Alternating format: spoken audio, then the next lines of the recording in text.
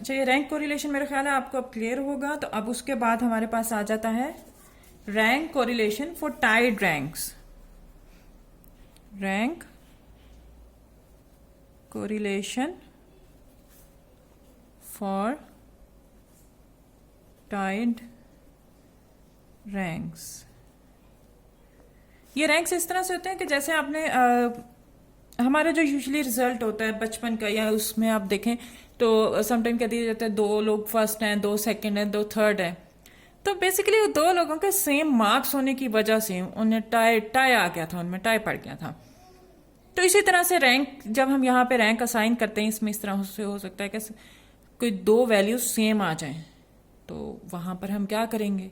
अब जैसे आप रैंक दे रहे हैं, रैंक करते करते आप 1 2 3 4 5, जो 4 और 5 पोजीशन पे जो आपके पास क्वांटिटीज आई हैं, जिसके भी अकॉर्डिंगली जो भी करेक्टरिस्टिक आई उसके अकॉर्डिंगली वो दोनों में सेम आ गई। तो 4 और 5 पोजीशन पे जो थे इनका सेम थी वो क्वांटिटीज, मैग्नीट्यूड सेम थी। तो मीन्स के इनके जो भी आपके करेक्टरिस्टिक था अंडर कंसिडरेशन वो सेम था। अब आप अगर एक को 4 देते हैं तो 5th वाला भी तो सेम है, तो इसलिए हमें अब क्या करना है, और अगर इसको 4 देते हैं तो ये भी सेम था। हम क्या करते हैं यहां पर इनको, इन दोनों का एवरेज लेकर, जैसे 4 + 5 डिवाइडेड बाय 2, तो ये आ जाता है 4.5। दोनों को 4.5 दे देंगे, इसको भी 4.5 का रैंक चला जाएगा और इसको भी 4.5। और फिर जो इसके बाद वाले रैंक्स होंगे उन्हें हम स्टार्ट करेंगे 5 से आगे 6 से। ठीक है, अब ये एक टाई आ गई। इस तरह से 3 वैल्यूज में भी टाई आ सकती है। जैसे आप रैंकिंग करते करते आपके पास आ गया 3 4 और 5, इन तीनों पोजीशन पे तीनों की सेम क्वांटिटीज थी या जो भी करेक्टरिस्टिक थी। तो इसके लिए हमने क्या करना है, अब इनका एवरेज ले लेंगे। सो 3 + 4 + 5 डिवाइडेड बाय 3। जब आपने इसकी एवरेज ली तो आपके पास 4 आ गया। इस 4 को तीनों को असाइन कर दें, 4 4 4। और जब रैंकिंग में आगे चलेंगे तो हम 5 से आगे 6 और वो कर लेंगे। अभी हम एग्जाम्पल करेंगे, उसमें फर्दर आपको क्लियर हो जाएगा। तो अभी आप यहां तक कर लें, ठीक है। सो ये अब इस टाइड का हमने जब रैंक कोरिलेशन फाइंड आउट करनी तो वो किस तरह करेंगे। बाकी फॉर्मूला सारा वही है, जस्ट एक क्वांटिटी हम समेशन DI² में ऐड कर देते हैं। वो क्वांटिटी क्या है, उसका फॉर्मूला है T³ - T divided by 12।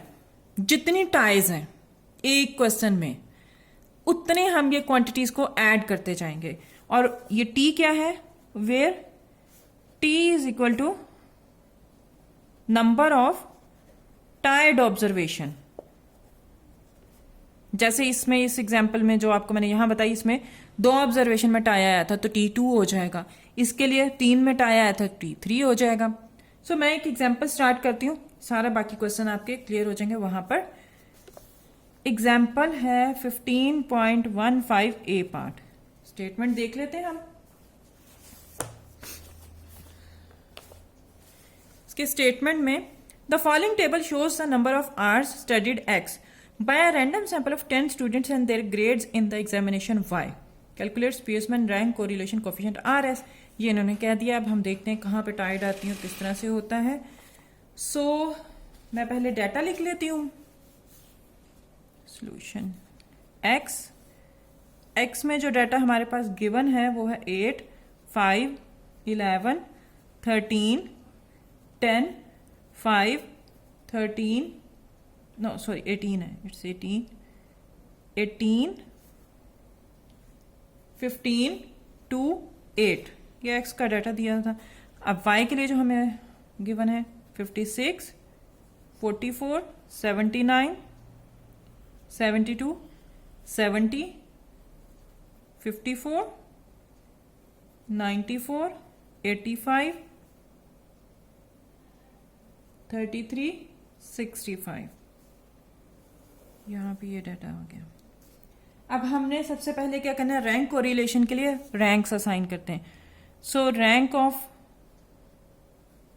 X आ जाएगा यहाँ पर, और यहाँ पर आपके पास आ जाएंगे रैंक ऑफ Y। रैंकिंग के लिए मैंने आपको पहले भी अभी बताया था कि आप कोई भी वे ले सकते हैं, स्मॉलर टू लार्जर और लार्जर टू स्मॉलर। अगर बुक में डिफरेंट किया हुआ है तो मैं यहाँ पे उन्होंने किया हुआ है जो लार्जेस्ट नंबर थे उसको रैंक 1 किया हुआ है। ठीक है, देख लेते हैं इसमें क्या दिया हुआ है। ठीक है, ग्रेड वाइज है, एक एग्जाम है, तो एग्जाम में जिसके मार्क्स ज्यादा होते हैं और जितने ज्यादा आर्ट्स किसी ने, ये एक्स आपके पास थे नंबर ऑफ आर्ट्स और वाई नंबर ऑफ डेट्स से, तो जिसने ज्यादा आर्ट्स पढ़े और उसके मार्क्स अगर ज्यादा आए तो मीन्स कि हम लार्जेस्ट से स्मॉलर की तरफ चले जाते हैं रैंकिंग में। ठीक है, सबसे पहले इस एक्स में देखें लार्जेस्ट वैल्यू कौन सी है। लार्जेस्ट इज 18, तो इसे मैं 1 कह देती हूं। फिर इसे स्मॉलर 15, तो वो हमारे पास आ जाएगा 2। देन इससे स्मॉलर 13, 3, इससे स्मॉलर 11, तो ये हमारे पास आ जाएगा 1 2 3 4। इसके बाद 10, 5। अब हमारे पास 5 के बाद क्या आता है 8, सो 8। अब ये दो सेम आपके पास आ गई हैं 8 8, तो मैं यहां तक 5 तो असाइन कर दिया। अब एक 8 को 6 जाएगा और एक को 7 जाएगा, तो मैं 6 और 7 का एवरेज ले लेती हूं। ठीक है, 6 प्लस 7 तो वो डिवाइडेड बाय 2, तो वो मेरे पास आ जाएगा 6.5। क्योंकि इन दोनों को सेम था, इसको मेरे जो रैंक असाइन करी थी वो 6 और इसके 7 आया, तो दोनों में मैंने एवरेज उसका असाइन कर दिया 6.5 और 6.5 यहां पर। अब 6 और 7 यहां जा चुके हैं, अब 8 वाला जाना है, तो 8 वाला इससे मिनिमम 5, वो भी 2 टाइम्स है, 8 और 9। 8 और 9 का फिर एवरेज इन दोनों को असाइन कर देंगे, 8 और 9, तो 8 और 9 का 8.5 इसको और 8.5 यहां पर आ गया। 8 और 9 असाइन हो गया, अब 10 वाला रह गया, तो वो यहां पर आ गया 10। अच्छा, यहां पे मैंने आपको एक्सप्लेन किया था एक्स का, जब रैंक कर रहे थे 2 वैल्यू सेम आ गई थी, तो जिसकी वजह से हमने उनको ट्राई किया था। मैं दोबारा से एक्सप्लेन करती थी। लार्जेस्ट जो थी वैल्यू उसको हमने फर्स्ट रैंक दिया, देन उससे स्मॉलेस्ट सेकंड, थर्ड, 4 और 5, यहां तक तो हमारे हो गए थे, कोई टाई नहीं था। फिर जो 2 वैल्यूज थी 8, इसमें हमारे पास टाई आ गया। 5 के बाद इसको 6 रैंक जाता और इसको 7, दोनों सेम नंबर थे, तो 6 और 7 क्यों दिया जाता। तो हमने क्या किया, इस प्रॉब्लम को सॉल्व करने के लिए एवरेज दोनों को ऐड करके 2 पे डिवाइड किया, तो इन दोनों का जो एवरेज बना रैंक का वो दोनों को असाइन कर दिया 6.5 और इसको भी 6.5।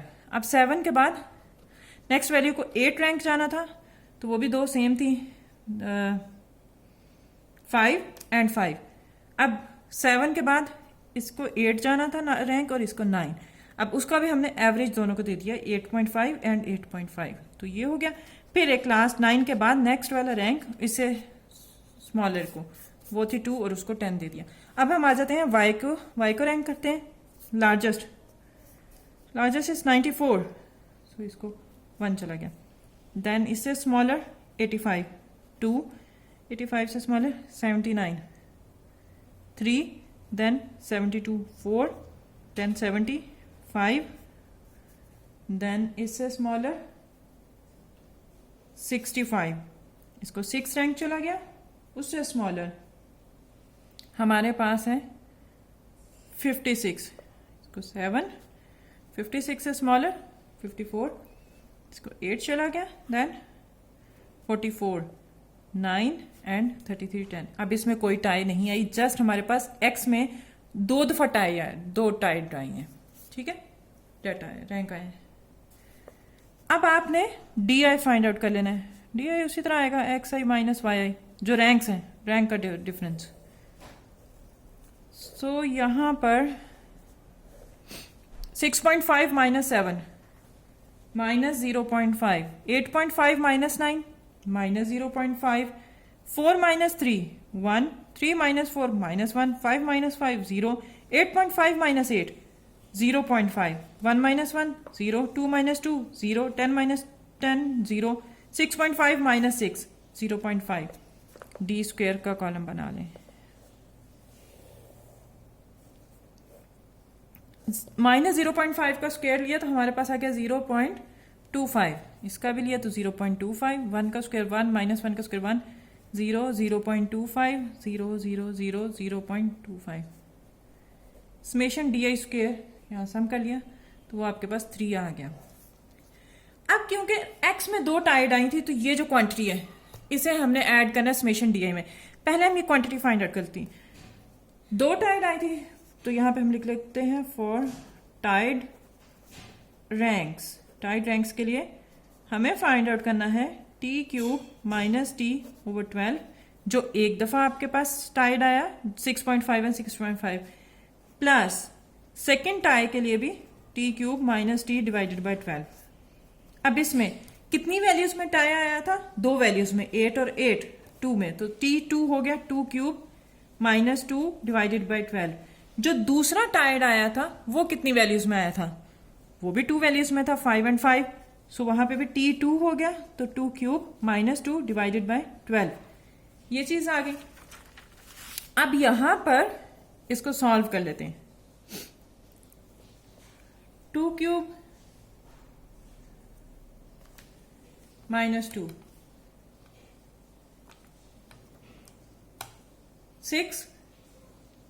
6/12 प्लस 6/12, तो ये आपके पास आ गया 12/12 और वो बन गया 1।